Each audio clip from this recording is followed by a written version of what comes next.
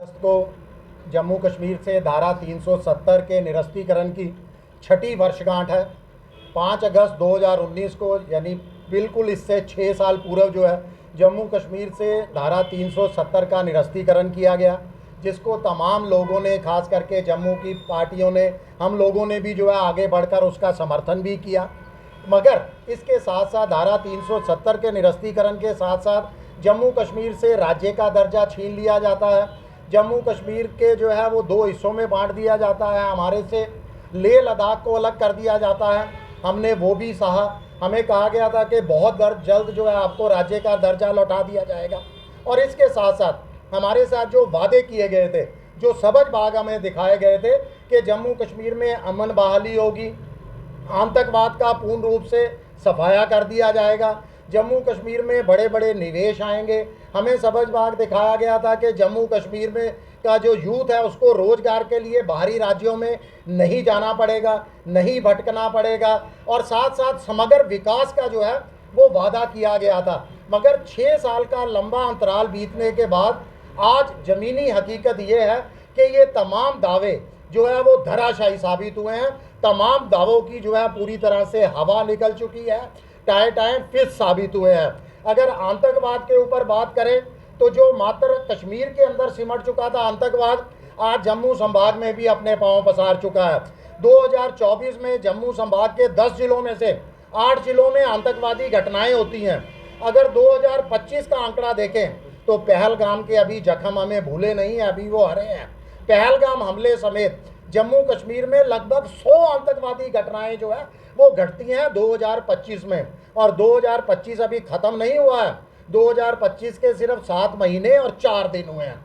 यानी जितने हमारे साथ वादे किए गए थे वो तमाम वादे जो है पूरी तरह से खोखले साबित हुए हैं। देखिए, 7 अगस्त को इंडिया गठबंधन की जो विपक्ष है, पूरा का पूरा विपक्ष की एक बहुत महत्वपूर्ण बैठक जो है वो दिल्ली में होने जा रही है।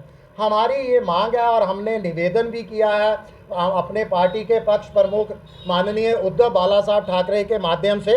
उनको एक जो है रिक्वेस्ट लेटर भेजी गई है जम्मू कश्मीर इकाई की तरफ से, जम्मू कश्मीर की जनता की आवाज़ बनकर, कि जम्मू कश्मीर की जनता चाहती है कि इंडिया गठबंधन के प्लेटफार्म से अब ये एनडीए सरकार पर दबाव बनाया जाए। देखिए, केंद्र कांग्रेस के जो नेता है, वरिष्ठ नेता है राहुल गांधी भी पहले आवाज़ बुलंद कर चुके हैं। शिवसेना के तमाम हाई कमांड के नेता लगातार जो है आवाज़ उठा रहे हैं जम्मू कश्मीर को राज्य का दर्जा जो है वो लौटाया जाए। तो हमारी मांग है कि वहाँ से जो है इंडिया प्लेटफार्म से मोदी सरकार पर दबाव बनाया जाए।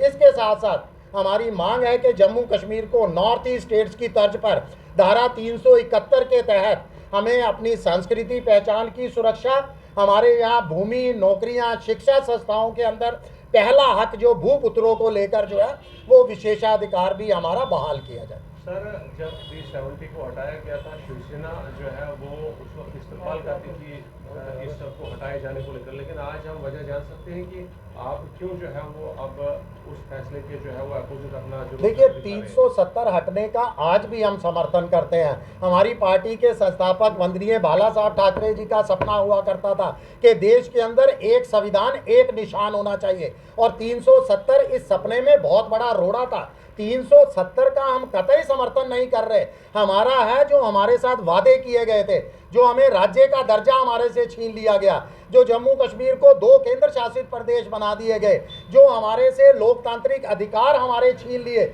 आज जम्मू कश्मीर में निर्वाचित सरकार है मगर उस सरकार के पास अधिकार नहीं है।